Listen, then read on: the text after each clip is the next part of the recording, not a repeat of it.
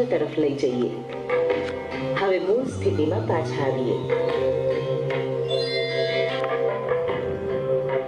બીજી સ્થિતિ માટે તૈયાર થઈએ.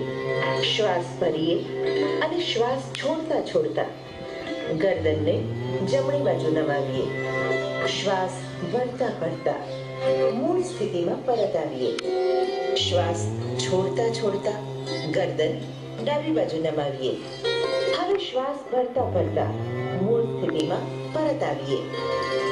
તૈયાર થઈએ ત્રીજી સ્થિતિ માટે. શ્વાસ ભરતા ભરતા ગરદનને જમણી બાજુ ઘુમાવીએ. શ્વાસ છોડતા છોડતા મૂળ સ્થિતિમાં પરત આવીએ. આ જ પ્રમાણે ગરદનને ડાબી બાજુ ઘુમાવીએ. હવે મૂળ સ્થિતિમાં પરત આવીએ.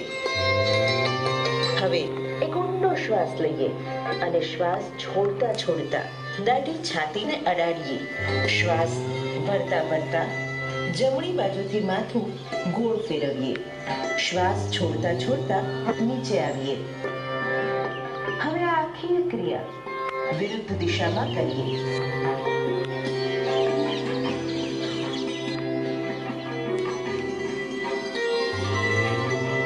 અને મૂળ સ્થિતિમાં પરત આવીએ.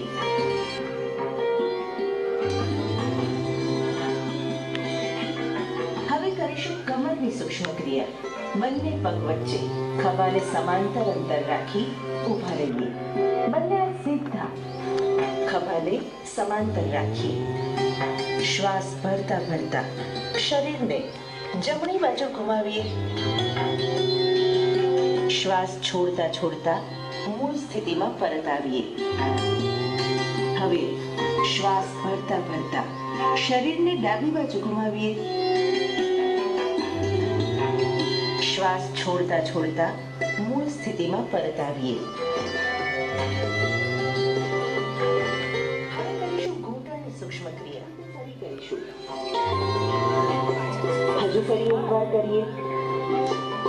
હવે મૂળ સ્થિતિમાં પરત આવીએ. હવે આપણે ઊભા રહેવાના આસનો કરીશું. શરૂઆત કરીએ તાડાસનથી. બંને પગ વચ્ચે 2 ઇંચ જેટલું અંતર રાખી ઊભા રહીએ. શ્વાસ ભરતા ભરતા બંને હાથ ઉપર લઈ જઈએ. બંને હાથને લોક કરી પંજા ઉપર ઊભા રહી શરીરને ઉપરની તરફ ખેંચીએ. આ પોઝિશનમાં શ્વાસને રોકી રાખીએ.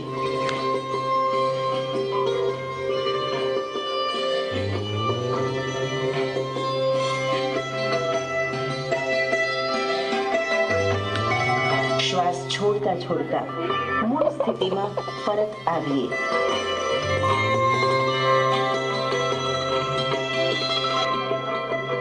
પગને સીધો રાખી ડાબા પગને ઘૂંટણમાંથી વાળી એનો પંજો જમણા સાથળ પાસે રાખીએ. શ્વાસ છોડતા છોડતા શરીરને ડાબી તરફ વાળીએ.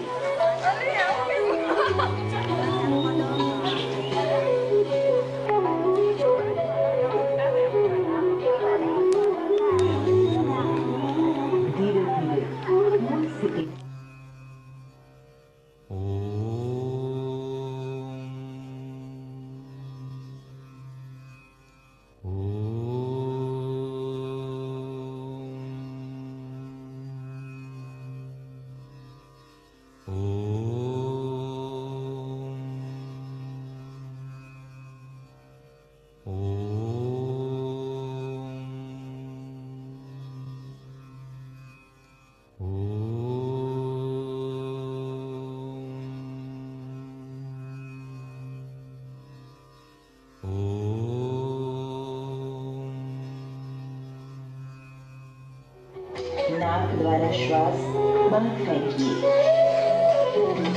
ત્યારબાદ શ્વાસ લેવાનો નથી, તે આપમેળે જ થશે.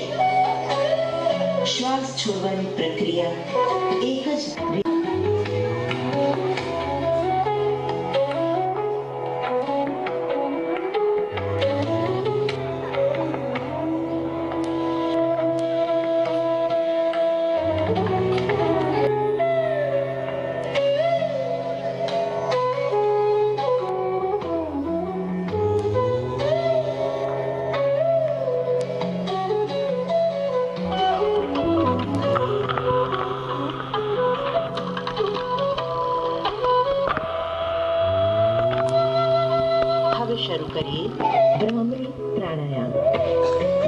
શબ્દ ભ્રમર પરથી આવેલો છે.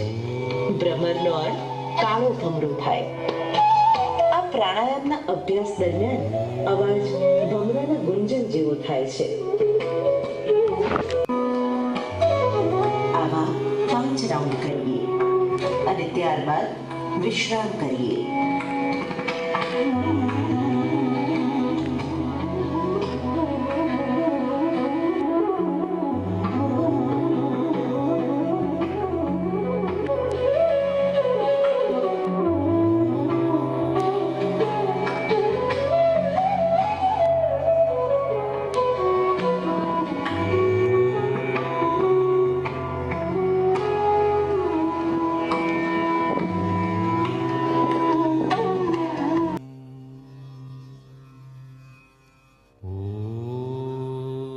દિવસ દરમિયાન ફરી આપણે કોઈ જ શ્રમ કરવાની બહુ જરૂર ના પડે કે આપણું શરીર ફિટ આટલા 33 મિનિટનો જો આપણે ટાઈમ કાઢીએ ને સવારમાં તો આપણું ખરેખર શરીર સારું રહે એમ.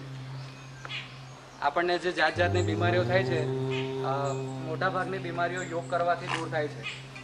જ્યારે આની પહેલાંની સીડી હતી એ સીડી એમાં બતાવતા હતા કે કાં તો બાઇસેપ ઉપર બતાવતા હતા કે આ પ્રાણાયામ કરવાથી શું ફાયદા થાય છે. આ જેટલા પણ આપણે આસન કર્યા પ્રાણાયામ કર્યા દરેકના ફાયદા એ સીડી જ્યારે આપણે બાઇસેપ ઉપર પ્રસારણ ચાલતું હતું તે દરમિયાન દરેક આસનના ફાયદા બતાવ્યા હતા. એ દરેક ફાયદા આપણા શરીર માટે ખરેખર જરૂરી છે એમ. એટલે આપણે બધા આજે ભેગા થયા છીએ તો આપણે નક્કી કરીએ કે સમય મળે કે ના મળે પણ ઘરે જઈને આજે વિશ્વ યોગ દિવસથી નક્કી કરીએ કે ભાઈ આપણે 33 મિનિટ તો કાઢીશું છે. આપણાથી બને એટલા આસનો તો આપણે કરીએ ને તો 20-25 મિનિટમાં પતી જાય. આપણે એવું નથી કે આપણે આ જે આસન કરીએ બધા આપણાથી થાય છે. 1-2 આસન આપણાથી ના પણ થાય પણ જેટલા થાય એટલો આપણે કરવાનો પ્રયત્ન કરીશું એવું આપણે અહીંયા આજે નિશ્ચય લઈએ છીએ. મેં તો આજે નક્કી કર્યું જ છે કે ભાઈ ઘરે જઈને હવે આપણે રોજ આ 33 સવારમાં અડધો કલાકનો કાઢવું એમ. તો પછી આપણે જીમમાં જવાની કે કસરત કરવા સ્પેશિયલ જવાની કોઈ જરૂર રહેતી નથી. આટલું કરવાથી નાના બાળકો તો બેઠા છે એમ મને બહુ આનંદ થયો કે નાના 1 થી 5 વાળા પણ એમણે સાહસ કર્યું છે કે ભાઈ ચલો સ્કૂલે જઈએ અને યોગ શું છે એ જોઈએ અને સાથે કરીએ. અને ઘણા બધા મિત્રો સફેદ વસ્ત્રોમાં પરિધાનમાં જે આવે છે અને તમામ બાળકો ગામમાંથી આવેલા ગ્રામજનો સર્વેનો અહીં આપણે આભાર વ્યક્ત કરીએ છીએ અને આ કાર્યક્રમને પૂર્ણ જાહેર કરીએ છીએ.